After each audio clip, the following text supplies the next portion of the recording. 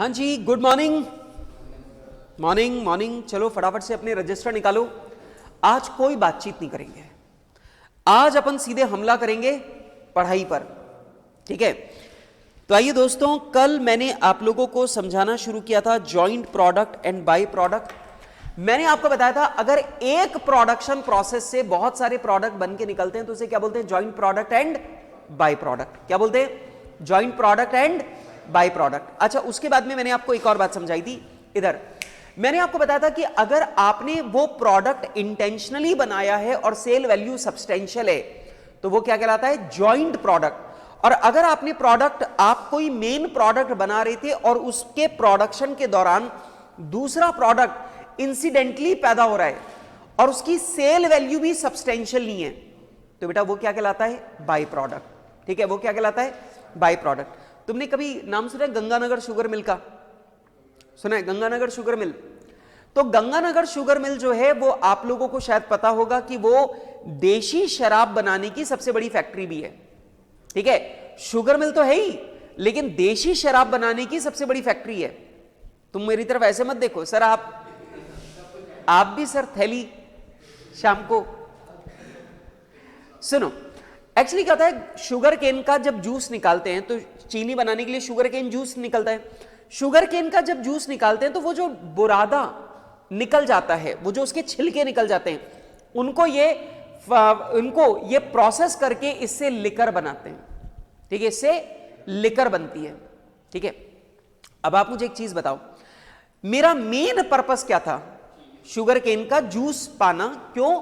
क्योंकि मुझे उससे शुगर बनानी है। क्या बुरादा बनाना, वो जो छिलके निकल रहे हैं वो बनाना मेरा इंटेंशन था क्या? या मेरे मेन प्रोडक्ट बनाने की प्रोसेस में वो ऑटोमेटिकली जनरेट हो रहा है? ऑटोमेटिकली जनरेट हो रहा है और मैं उससे लिकर बना के बेच रहा हूं। जानते हो वो क्या है? By product. वो क्या है? बाय प्रोडक्ट, क्योंकि वो अनइंटेंशनल प्रोडक्शन है। ठीक है, क्लियर है बात?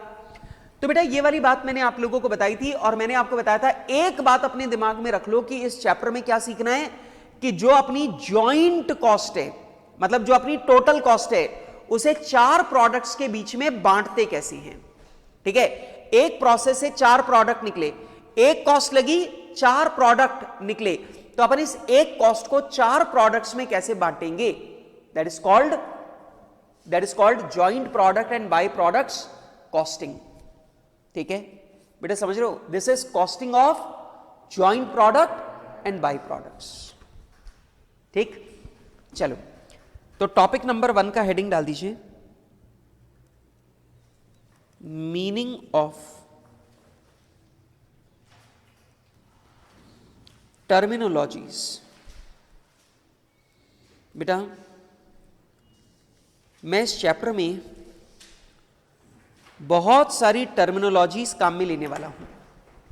मैं इस चैप्टर के अंदर बहुत सारी टर्मिनोलॉजी काम में लेने वाला हूं। तो चलिए बेटा उन टर्मिनोलॉजीज के बारे में डिस्कशन करेंगे। अब देखो मेरे पास दो रास्ते हैं, या तो मैं टर्मिनोलॉजी समझाऊं चित्र बना के, या फिर मैं टर्मिनोलॉजी समझाऊं लंबे लंबे सेंटेंस लिखवा के।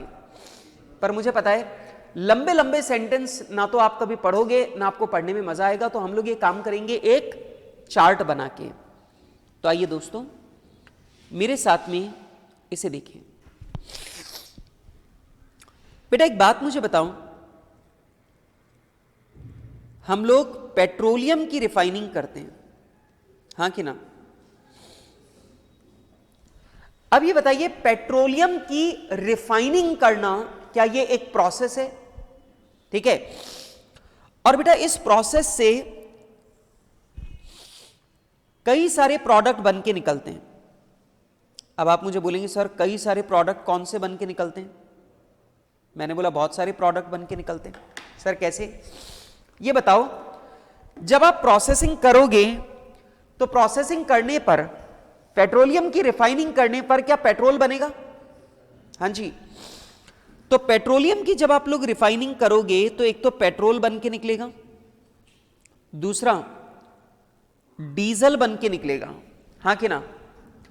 तीसरा केरोसिन बन के निकलेगा, हां। चौथा इंजन ऑयल बन के निकलेगा। इंजन ऑयल बन के निकलेगा, हाँ कि ना? ठीक है, इंजन ऑयल के अलावा ग्रीस बन के निकलेगा, और ग्रीस के बाद में आप मुझे बताइए चारकोल बन के निकलेगा, डामर। हाँ जी, निकलेगा, हाँ डामर। अच्छा ये बताओ, अब जानते हो ये वाला जो पॉइंट है, दिस पॉइंट, इसे हम लोग बोलते हैं स्प्लिट ऑफ पॉइंट या फिर सेपरेशन पॉइंट। अब आप मुझे जल्दी से बताइए बेटा, आपको ये पॉइंट समझ में आ रहा है?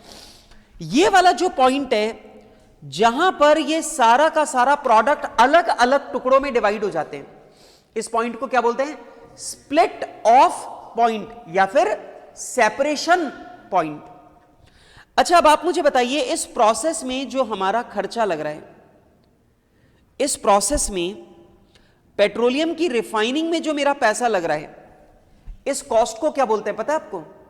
इस पेट्रोलियम की रिफाइनिंग में जो कॉस्ट मेरी लग रही है, इसे हम लोग बोलते हैं जॉइंट कॉस्ट। क्या बोलते हैं बालकों? Joint cost. इसे जॉइंट कॉस्ट के अलावा इसे प्री सेपरेशन कॉस्ट भी बोलते हैं, इसे जॉइंट कॉस्ट भी बोलते हैं, और बेटा इसको प्री सेपरेशन कॉस्ट भी बोलते हैं। बेटा आप समझ रहे हो? सर जॉइंट कॉस्ट क्यों बोल रहे हैं? क्योंकि ये 6 प्रोडक्ट की जॉइंट कॉस्ट है, ये 6 प्रोडक्ट की कॉमन कॉस्ट है, इसलिए इसे क्या बोलते हैं? Joint cost. एक बात मुझे बताओ, जैसे तुम्हारे घर में सारे मेंबर्स की जो प्रॉपर्टी है उसे क्या बोलते हैं? जॉइंट प्रॉपर्टी, है ना? तो वैसे ये क्या है? Joint cost. इन सब की ये टोटल कॉस्ट है, तो इसे हम लोग क्या बोलेंगे?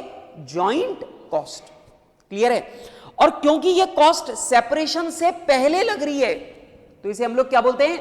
प्री सेपरेशन कॉस्ट भी बोलते हैं। क्लियर है बात? अच्छा, जानते हो ये वाली जो प्रोसेस है, ये जो पेट्रोलियम की रिफाइनिंग वाली प्रोसेस है, इस प्रोसेस को बेटा हम लोग बोलते हैं जॉइंट प्रोसेस। बेटा इस प्रोसेस को हम लोग क्या बोलते हैं? Joint process. Sir joint process क्यों? क्योंकि ये सारे प्रोडक्ट्स की कॉमन प्रोसेस है, और ये सारे प्रोडक्ट बनाने के लिए एक प्रोसेस की जा रही है, तो इसे क्या बोलते हैं? Joint process. बेटा इसका एक और नाम है प्री सेपरेशन प्रोसेस। अब आप मुझे बोलेंगे सर प्री सेपरेशन प्रोसेस क्यों? क्योंकि बेटा ये सेपरेशन से पहले की प्रोसेस है। तो बेटा आप मुझे बताइए, अगर क्वेश्चन में कभी भी आपको पढ़ने को मिला जॉइंट कॉस्ट या प्री सेपरेशन कॉस्ट, तो आप समझ जाओगे ये क्या है। अगर आपको सुनने को मिला जॉइंट प्रोसेस या प्री सेपरेशन प्रोसेस, तो क्या ये भी आप समझ जाएंगे? हाँ जी, सही बात है। और बेटा ये जो प्रोडक्ट बन के निकले, इन प्रोडक्ट्स को क्या बोलते हैं?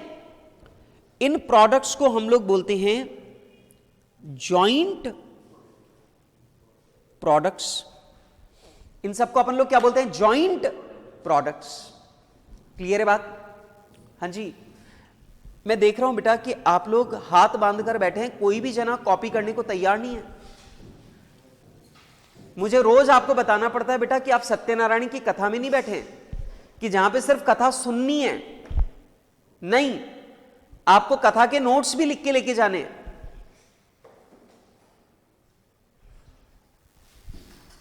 हाँ जी,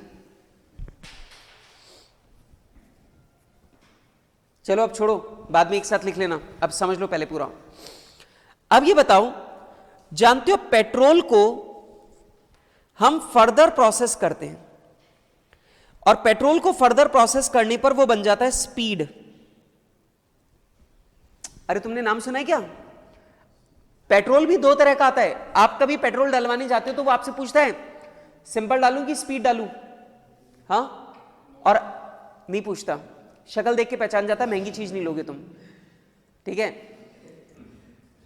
नालायक। अब सुनो, तो वहां पर वो उसमें मतलब ये जो पेट्रोल है, ये इसका रिफाइंड वर्जन आता है जिसे हम लोग बोलते हैं हाई स्पीड, ठीक है। अच्छा, जानते हो डीजल को जब आप फर्दर रिफाइन करोगे और उसमें पावर बूस्टर डालोगे तो ये बन जाएगा टर्बोजेट। ये तो सुना होगा, अरे टीवी में बहुत ऐड आता था, ज्यादा माइलेज वाला डीजल। हाँ, अब नहीं बोलेगा, अब नहीं सुना। क्यों? क्योंकि मैं बोल दूंगा, शक्ल देख के पहले पहचान जाता, महंगी चीज नहीं लेगा। अच्छा, बच्चा समझ गया बेइज्जती कौन कराए, क्यों? हाँ, अच्छा अब ये बताओ, ग्रीस को जब अपन लोग फर्दर प्रोसेस करते हैं तो जानते हो ग्रीस फर्दर प्रोसेस करने पर क्या बनती है? वैसलीन। सर ये तो आपने बता रखा है, ठीक है, ये क्या बन जाती है? वैसलीन। अब यहां भी समझो, केरोसिन फर्दर प्रोसेस नहीं होता, इंजन ऑयल फर्दर प्रोसेस नहीं होता, चारकोल फर्दर प्रोसेस होता है। डामर को फर्दर प्रोसेस करने पर क्या बनती है? सड़क। ऐसा नहीं, वो तो उसका यूज है, ठीक है, फर्दर प्रोसेसिंग नहीं है। आप मुझे बताइए, ये तीनों फर्दर प्रोसेस होते हैं ना? अच्छा एक बात बताओ, इन्हें फर्दर प्रोसेस करने में जो पैसा लग रहा है, मतलब पेट्रोल से स्पीड बनाने में जो पैसा लगता है ना, उस कॉस्ट को, इस कॉस्ट को डीजल को टर्बोजेट बनाने में जो पैसा लग रहा है, इस कॉस्ट को, बेटा जी इस कॉस्ट को हम लोग क्या बोलते हैं? बेटा इस कॉस्ट को हम लोग बोलते हैं फर्दर प्रोसेसिंग कॉस्ट। क्या बोलते हैं? Further processing cost. मतलब एक तो हमने स्प्लिट ऑफ पॉइंट तक कॉस्ट लगाई, फिर स्प्लिट ऑफ पॉइंट के बाद और प्रोसेस करने की cost, that is called further processing cost. और बेटा इसे फर्दर प्रोसेसिंग कॉस्ट के अलावा एक और नाम देते हैं, पोस्ट सेपरेशन कॉस्ट। बेटा आप मुझे बताइए, क्या ये सेपरेशन के बाद की कॉस्ट है? हाँ जी, क्या ये सेपरेशन के बाद की कॉस्ट है? और बेटा क्योंकि ये सेपरेशन के बाद की कॉस्ट है, इसलिए इसे क्या बोलते हैं? Post separation cost.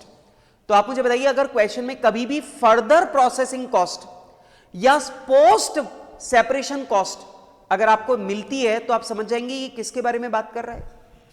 अच्छा बेटा आप मुझे बताइए, जो पेट्रोल को स्पीड बनाना है, इसे पता है क्या बोलते हैं? पेट्रोल को स्पीड बनाने को हम लोग बोलते हैं फर्दर प्रोसेसिंग। अरे समझा क्या बेटा? पेट्रोल को फर्दर प्रोसेस करके स्पीड बनाने को क्या बोलते हैं? फर्दर प्रोसेसिंग, या फिर इसे हम लोग पोस्ट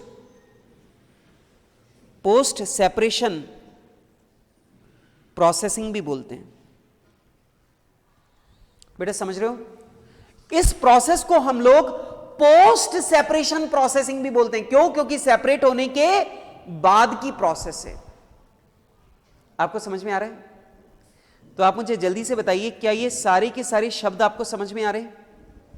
हाँ जी, क्या ये सारे के सारे शब्द आपको समझ में आ रहे हैं? जॉइंट कॉस्ट या pre separation cost, joint process या pre separation process, separation point या फिर split off point, joint products and by products, further processing या post separation processing, further processing cost या पोस्ट सेपरेशन कॉस्ट, ये सब एक ही बात है।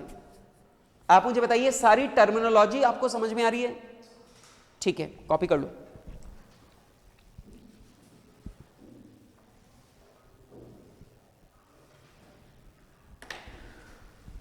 हाँ जी,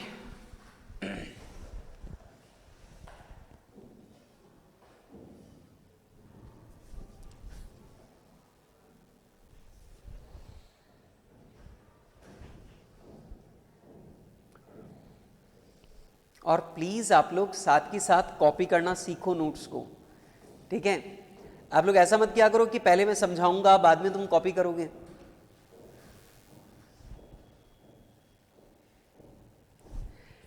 अब जरा ध्यान दो, ये चैप्टर जो है ना, इस चैप्टर में दो चीजें हैं जो आपको सीखनी है। एक, ये जॉइंट कॉस्ट इन 6 प्रोडक्ट में कैसे बटेगी। और दूसरा, ये डीजल को स्पीड बनाऊं कि नहीं बनाऊं, डीजल को टर्बोजेट बनाऊं कि नहीं बनाऊं, ग्रीस को वैसलीन बनाऊं कि नहीं बनाऊं, मतलब फर्दर प्रोसेसिंग करूं या नहीं करूं, ये डिसाइड करना।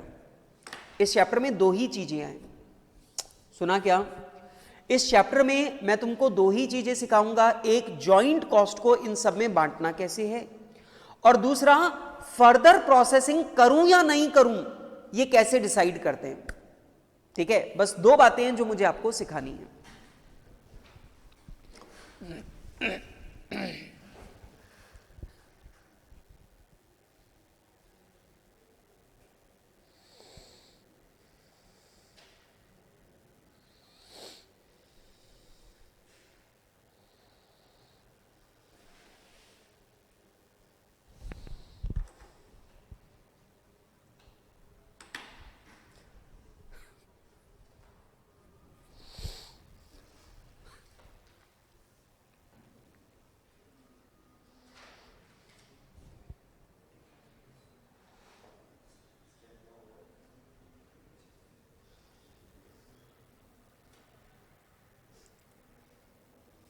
डरा रहे हो तुम?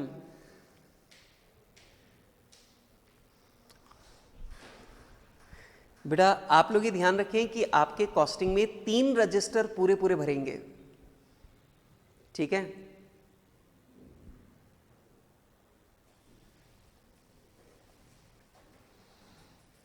हाँ एक तो भरने ही वाला है, थोड़ा ही बचा है। अच्छा जल्दी से मुझे बताओ, ये सारे शब्द समझ में आ गए? स्प्लिट ऑफ पॉइंट का मतलब समझ में आ रहा है क्या? अच्छा एक और चीज, चलो ये समझ लिया सबने। अब सुनना, यहां पे देखो एक पॉइंट पे सारे के सारे प्रोडक्ट अलग अलग हो गए, एक पॉइंट पे सारे के सारे प्रोडक्ट के टुकड़े टुकड़े हो गए, that is called single split off point. इसे क्या बोलते हैं? Single split off point. सुनना बेटा, आप लोग जब सवाल करोगे तो सवाल करते टाइम ये समस्या भी आपको सुनने को मिलेगी, मतलब ये लैंग्वेज सुनने को मिलेगी। प्रॉब्लम कुछ नहीं है, ये लैंग्वेज सुनने को मिलेगी। जैसे ये प्रोसेस है और बेटा इस प्रोसेस से 4 प्रोडक्ट बन के निकले। कौन से 4 प्रोडक्ट? ए, बी, सी, डी। तो आप इसे समझो, हम बोलते हैं कि ए बी सी डी चारों सिंगल स्प्लिट ऑफ पॉइंट पे पैदा हुए। मतलब हम क्या बोलते हैं? ये चारों प्रोडक्ट